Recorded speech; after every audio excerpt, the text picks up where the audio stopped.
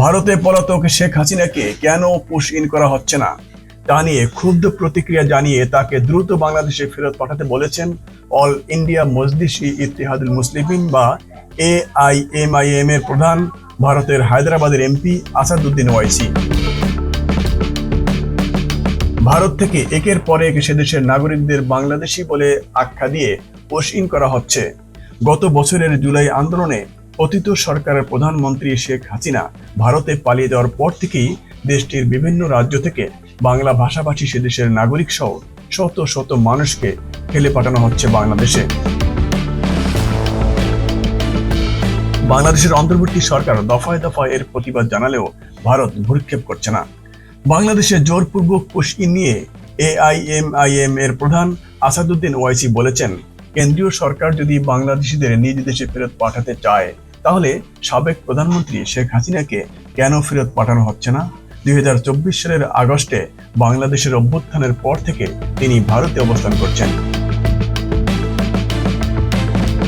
ওয়াইসি বলেন, প্রতিবেশী দেশের বিতাড়িত নেত্রীকে আমরা কেন আশ্রয় দিয়েছি? আগে তাকে ফেরত পাঠাতে হবে বাংলাদেশে। তিনি তো বাংলাদেশী। ভারত সরকারের উচিত বাংলাদেশে যে জনপ্রিয় আন্দোলন হয়েছে তাকে স্বীকৃতি দেওয়া এবং বর্তমানে বাংলাদেশ সরকারের সঙ্গে সুসম্পর্ক গড়ে তোলা।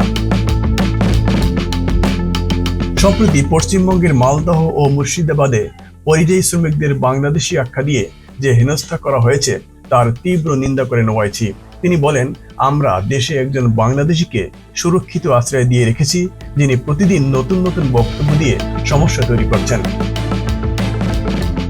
অন্যদিকে গরিব মানুষদের বিদেশি বলে পুশব্যাক করা হচ্ছে, অথচ তাদের কাছে ভারতীয় নাগরিক হওয়ার প্রমাণপত্র রয়েছে। হায়দ্রাবাদের এই এমপি প্রশ্ন তোলেন, বাংলায় কথা বললেই কি কেউ বাংলাদেশি হয়ে যান?